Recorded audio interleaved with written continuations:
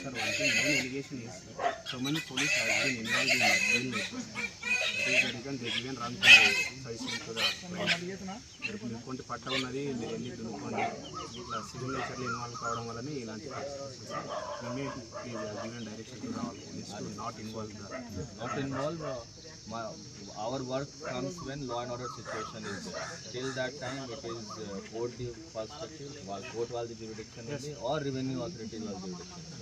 They should get their solution. వాళ్ళకి పరిష్కారం అనేది ఆ కోర్ట్ కానీ or revenue authority proper title correct ఉందా లేదా, ఎవరిది హద్దులు ఎక్కడ దాకా ఉన్నది, చిన్న ప్రతి ఊర్లో ఇదే ఉంటుంది. సో మన దగ్గర ఏం రికార్డ్స్ ఉండవు, మన దగ్గర ఏం కార్యక్రమా కానీ మన దగ్గర ఏమి ఉండవు.